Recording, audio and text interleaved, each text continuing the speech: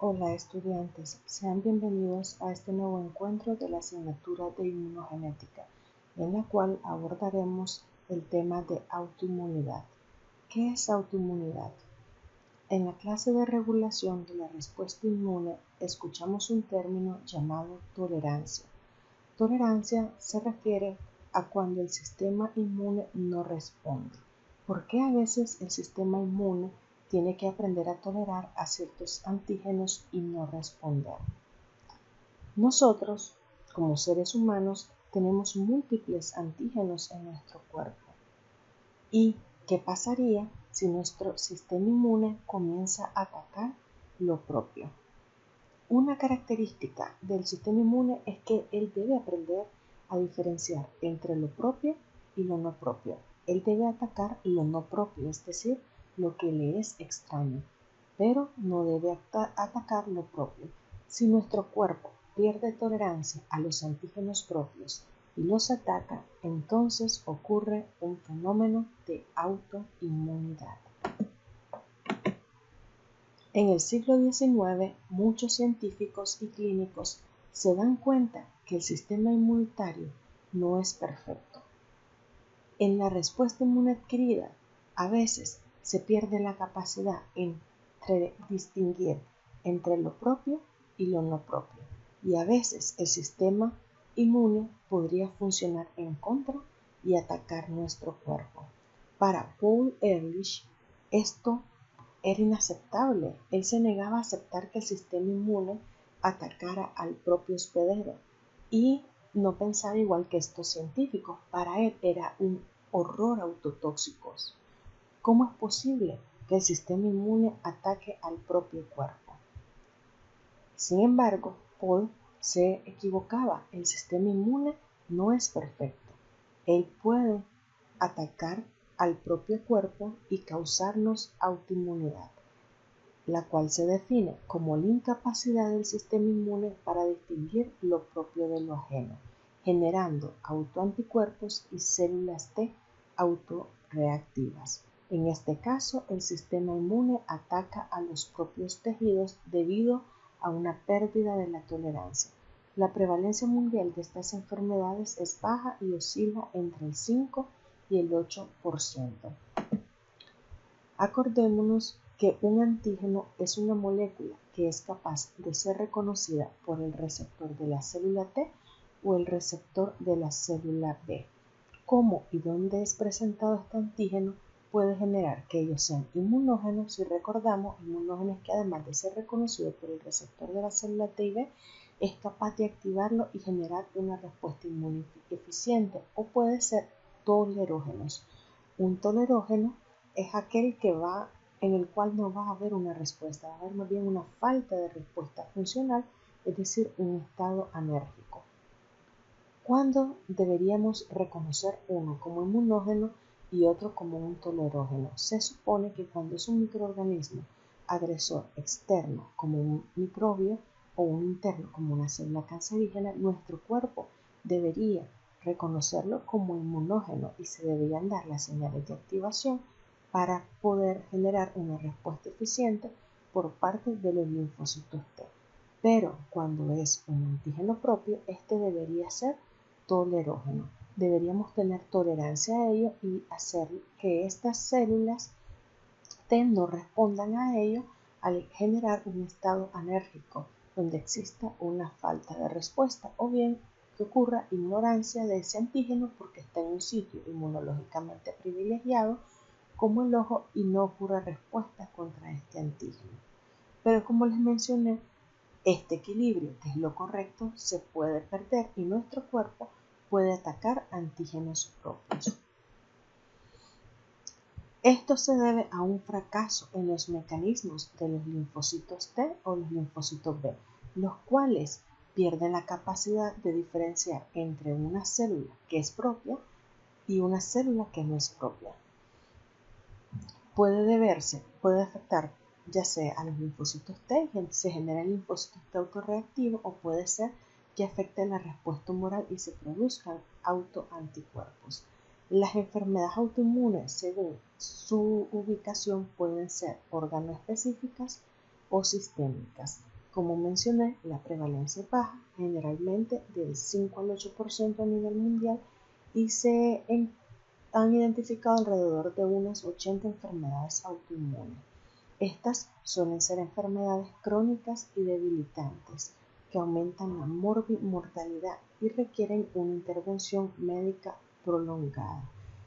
Estas enfermedades resultan de la destrucción de autoproteínas, células y órganos por autoanticuerpos o por células T autoreactivas. Deborah Doniak fue la primera científica que en 1957 describió una enfermedad autoinmune. Sus trabajos fueron extensos al describir la tiroiditis de Hashimoto y la diabetes mellitus tipo 1, ambas enfermedades autoinmunes. Un problema que se ha identificado en las enfermedades autoinmunes es que estas suelen ser crónicas y debilitantes. ¿Por qué la cronicidad? Esto se debe a que ocurren dos fenómenos, uno de amplificación de la respuesta, en donde sustancias como las citoquinas favorecen la activación de células presentadoras de antígeno para que éstas recluten linfocitos T autorreactivos y aumenten el número de esos clones autorreactivos, o bien por propagación del epítope. Cuando el linfocito T autorreactivo es activado y este comienza a destruir el tejido, hay una liberación de epítopes, los cuales se van a dispersar y propagar, activando un mayor número de clones autorreactivos. Los mecanismos mediadores de la autoinmunidad responden a un mecanismo de hipersensibilidad. De las 4 hipersensibilidades que vimos en la clase, solo 3 pueden mediar un mecanismo autoinmune. En el caso de la respuesta humoral, el mecanismo de hipersensibilidad 2 y el 3 pueden mediar enfermedades autoinmunes. En el caso del 2 es cuando se producen anticuerpos contra antígenos propios presentes en una matriz celular, un ejemplo, el glomérulo renal, o bien en una superficie celular como un eritrocito, tal como ocurre en la enfermedad hemolítica autoinmune. Recordemos que la tipo 2 es contra un antígeno insoluble o un antígeno que está fijado a una superficie celular. En el caso de la hipersensibilidad tipo 3, esta consiste en autoanticuerpos que están dirigidos contra antígenos solubles, es decir, que andan libres en la sangre. Se van a producir entonces inmunocomplejos que se van a depositar principalmente en los vasos sanguíneos, activando el sistema complemento por la vía clásica y generando una reacción inflamatoria. También las reacciones autoinmunes pueden ser mediadas por mecanismos de hipersensibilidad tipo 4, por cualquiera de los dos subtipos. Puede ser a través de la hipersensibilidad retardada, en la cual los linfocitos TH1 reclutan macrófagos que van a generar una inflamación mediada por citoquinas, o bien el subtipo 2, en donde ocurre citotoxicidad mediada por los linfocitos T citolítico. Por ejemplo, este subtipo B lo vemos en el caso de la diabetes mellitus tipo 1. Y aquí tenemos ejemplos. Para la tipo 2 les daba el ejemplo de la anemia hemolítica autoinmune. Para el tipo 3 tenemos, por ejemplo, la artritis reumatoidea, pero también está el lupus eritematoso sistémico. Y para el tipo 4, un ejemplo sería la diabetes tipo 1. La única de las hipersensibilidades que no media una enfermedad autoinmune es la hipersensibilidad tipo 1. ¿Qué desencadena un fenómeno de autoinmunidad? ¿Qué es lo que provoca que hay un fallo en el sistema inmune y éste comience a atacar lo propio? Puede deberse a traumatismo, a infecciones, más la combinación de una predisposición genética. Las personas que sufren enfermedades autoinmunes suelen tener genes predisponentes para que ocurra un fracaso de la autotolerancia, pero no basta con tener estos genes, también se requiere la presencia de factores extrínsecos ambientales desencadenantes, como lo puede ser un trauma, o lo puede ser una infección que active los linfocitos T autorreactivos o la producción de autoanticuerpos, causando así la enfermedad autoinmune. En cuanto a la predisposición genética, una de las más estudiadas son las mutaciones en el antígeno leucocitario humano.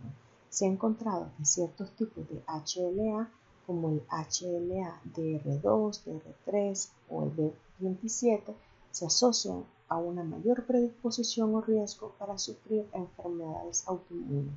También se han identificado otros genes como el gen AIRE, el FUXP3, citocinas y receptores, más que todos genes asociados a tolerancia o desarrollo de las células T regulatorias. Las enfermedades autoinmunes y la presencia de estas mutaciones suelen ser más frecuentes en mujeres. Se cree que esto se debe a diferencias hormonales y al impacto que tiene la concepción y en el embarazo. Miremos ejemplos de asociación entre ciertos tipos de HLA y enfermedades autoinmunes.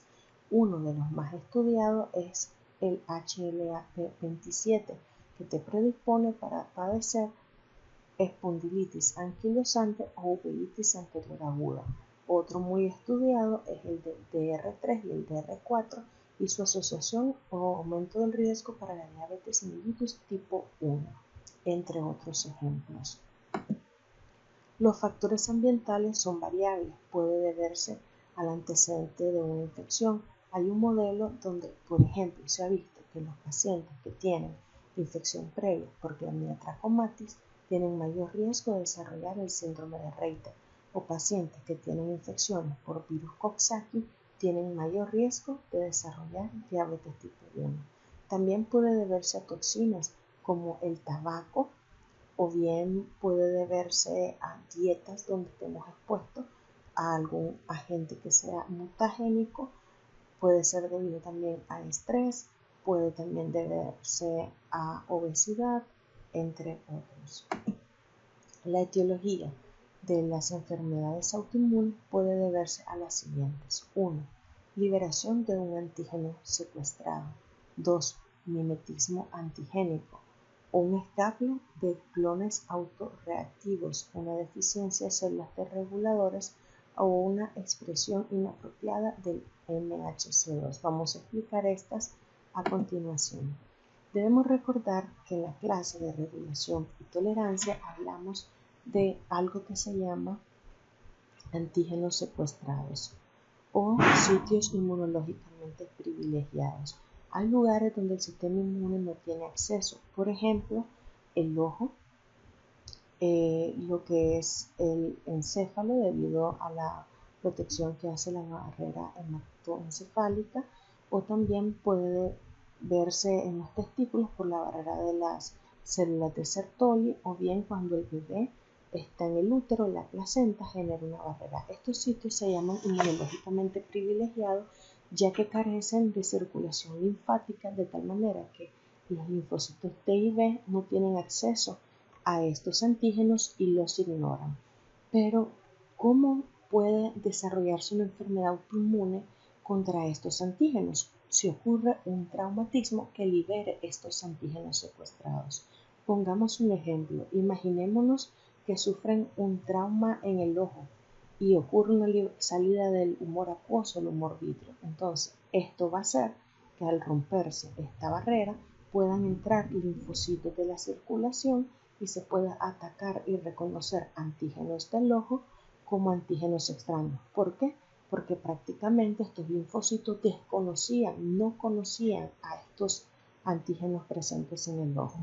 Si recordamos la ontogenia, en la ontogenia de los linfocitos en el proceso de selección positiva y negativa ocurre un proceso de entrenamiento donde las células epiteliales tímicas le presentan antígenos propios a los linfocitos para testearlos o probarlos, y si ellos reconocieran un antígeno propio, entonces sufren selección negativa y pasan por un proceso de apoptosis. El problema es que no son entrenados para todos los antígenos y sobre todo no son entrenados con antígenos que están en sitios inmunológicamente privilegiados.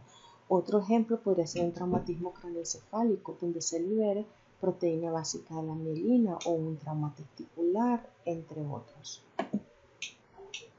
Otro mecanismo para que se produzca autoinmunidad son las infecciones, y las infecciones tienen diferentes formas para producir autoinmunidad. Una es el mimetismo antigénico, que produce un fenómeno de reacción cruzada.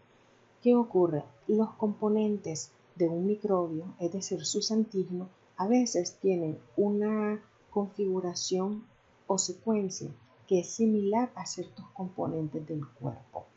Aquí tenemos ejemplos de virus que tienen componentes o secuencias similares a proteínas humanas.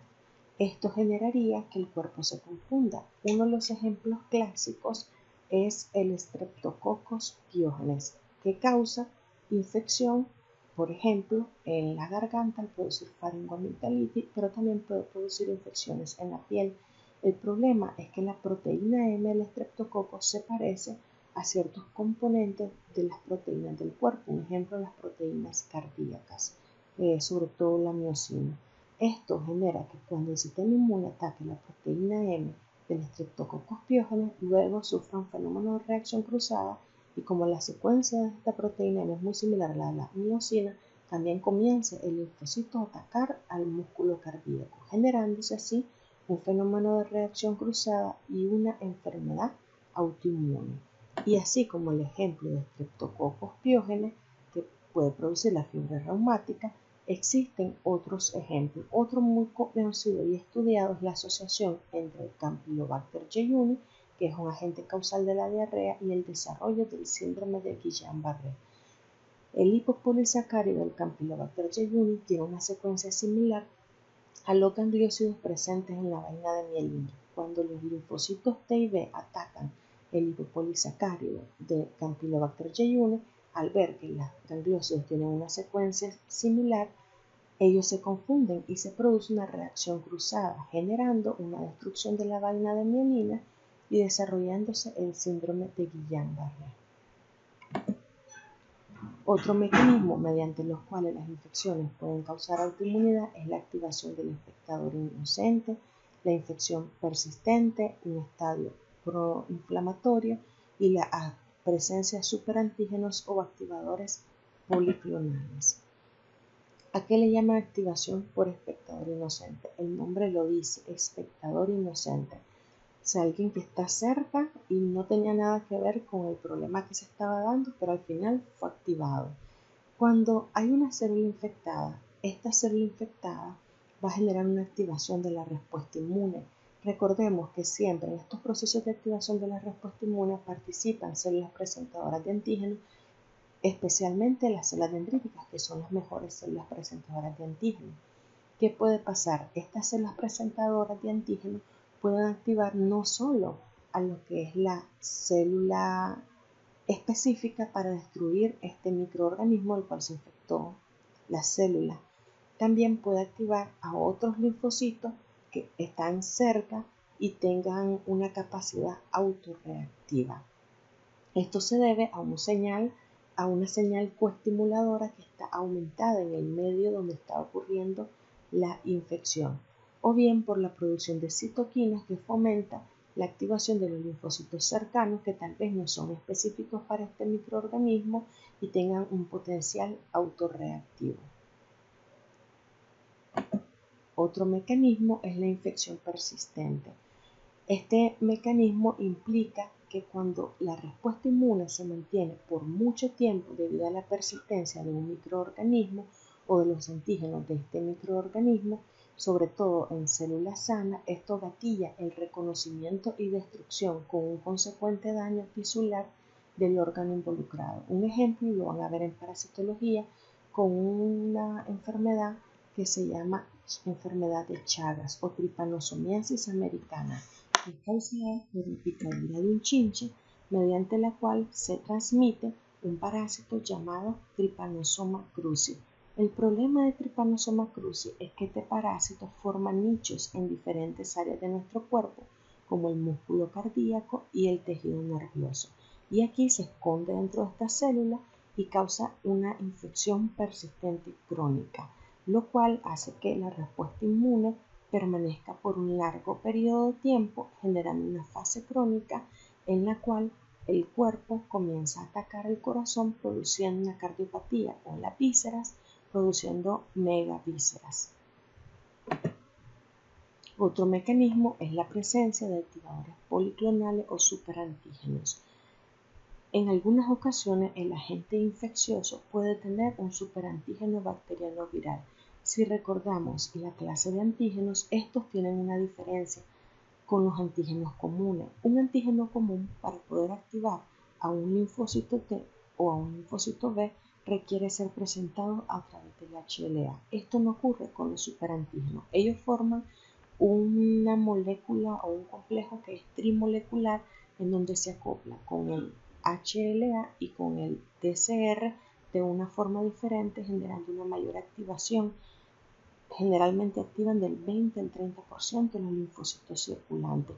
Esta activación policlonal puede generar que se activen linfocitos T autorreactivos que no son específicos para el agente infeccioso. Ejemplos de superantígenos son la toxina del síndrome del shock tóxico del estafilococo, la exotoxina del estreptococo y componentes del virus del Epstein-Barr. Y estos se han asociado a una enfermedad autoinmune llamada enfermedad de Kawasaki, en donde se producen autoanticuerpos y activación de linfocitos T contra el endotelio de los pequeños vasos sanguíneos, lo que puede llevar a producir aneurisma y acompañarse de otros síntomas como enrojecimiento de la conjuntiva, manos y pies hinchados y rojos, lengua de fresa, erupción en el tronco y los genitales, entre otros. Otro mecanismo es el escape de clones autorreactivos. Si recordamos la clase de tolerancia, cuando en los órganos linfóides primarios se producen linfocitos que son autorreactivos, ya sea T o B, en el caso de los T, algunos se van a convertir en células T reguladoras, que en la periferia van a ser inactivados a través de un mecanismo anérgico. A veces este mecanismo anérgico falla y entonces estos linfocitos T autorreactivos se activan y comienzan a atacar antígenos propios. Esto se puede ver a mutaciones o bien a un activador policlonal. Y otro mecanismo es la expresión inapropiada de MHC2. Las células de un tejido pueden expresar MHC2 en conjunto con péptidos propios, sensibilizando así al linfocito B y linfocito T citotóxico, induciendo autoinmunidad. Habíamos mencionado que las enfermedades autoinmunes se clasifican en órgano-específicas y sistémicas. Hay muchos ejemplos, pero nos vamos a centrar en las más frecuentes. Las enfermedades autoinmunes órgano-específicas son aquellas que se dirigen a un antígeno objetivo que es exclusivo de un solo órgano o glándula, por lo que las manifestaciones se limitan en gran medida a ese órgano. Ejemplos de estos son la tiroiditis de Hashimoto, la anemia perniciosa, diabetes mellitus tipo 1, la enfermedad de Graves, la miastenia gravis, entre otros. ¿Qué ocurre en la tiroiditis de Hashimoto? En esta enfermedad se producen autoanticuerpos contra la tiroglobulina y la peroxidasa tiroidea, provocando que ocurra una destrucción del tejido glandular de la tiroides y se produzca hipotiroidismo. Se puede dar a través de linfocitos T citotóxicos o bien linfocitos TH1 que activan macrófagos que atacan el tejido tiroideo, o bien a través de linfocitos B que se convierten en células plasmáticas que producen autoanticuerpos contra estos componentes del tejido glandular tiroideo. Otro ejemplo de una enfermedad autoinmune órgano específica es la diabetes mellitus tipo 2. En este caso es mediada por un mecanismo de hipersensibilidad tipo 4 en el cual los linfocitos T citotóxicos autorreactivos atacan la célula beta del páncreas, lo cual hace que éstas se destruyan y no haya fuente para la producción de la insulina. Esta diabetes mellitus tipo 1 se ha asociado a tener el antecedente previo de una infección viral como los coxsackievirus. La miastenia gravis y la enfermedad de Graves son mediados por hipersensibilidad tipo 2. En la miastenia gravis se producen autoanticuerpos contra el receptor de la acetilcolina, bloqueando la unión de acetilcolina. Estos autoanticuerpos no permiten que se una la acetilcolina y así no se da la sinapsis normal a nivel neuromuscular y se impide la activación de la placa motora y el paciente va a sufrir una parálisis o debilitamiento progresivo de los músculos esqueléticos. En el caso de la enfermedad de Graves se producen anticuerpos que son estimulantes del receptor de la hormona estimulante de la tiroideas. Estas inmunoglobulinas activan a este receptor, similar a como lo hace la TSH, generando que la glándula tiroidea produzca T3 y T4 y se dé un fenómeno de hipertiroidismo. En la anemia perniciosa ocurre la producción de autoanticuerpos contra las células parietales. Esto hace que se destruyan las células parietales y no haya producción de factor intrínseco, lo que inhibe la absorción de la vitamina B12, originando anemia perniciosa.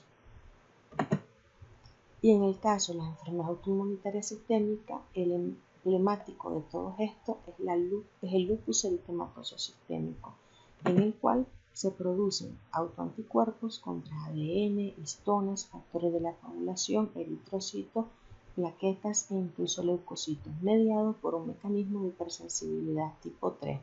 Estos anticuerpos, al unirse al antígeno propio, se van a precipitar en los vasos sanguíneos, produciendo un fenómeno de hipersensibilidad tipo 3.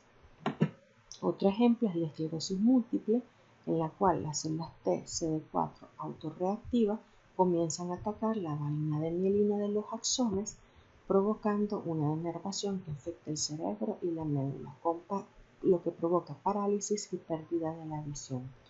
Otro ejemplo también es la artritis reumatoidea, en la cual se producen linfocitos TCD4 autorreactivos, los cuales activan a macrófagos para que ataquen, o bien a linfocitos B, para que ataquen la superficie de las articulaciones, pero también pueden atacarse proteínas como la citrulina. Esto se debe más que todo a la producción de un factor llamado factor reumatoideo, que es más que todo una inmunoglobulina M que se dirige contra la porción Fc de la inmunoglobulina G. Existen múltiples tratamientos para las enfermedades autoinmunes. Los más utilizados y disponibles en Nicaragua son el tratamiento inmunodepresor de amplio espectro o inmunosupresión general. Aquí más que todo se mandan corticosteroides, azatropina, ciclofosfamida, metrotexato, entre otros. Y también aquí se utilizan medidas terapéuticas específicas que van dirigidas a una diana específica. Más que todo se utilizan anticuerpos monoclonales contra un antígeno específico. Un ejemplo de estos fármacos es el rituximab. Los invito a leer el resto de la conferencia y profundizar sobre el tema en su libro. Éxito en su proceso de aprendizaje.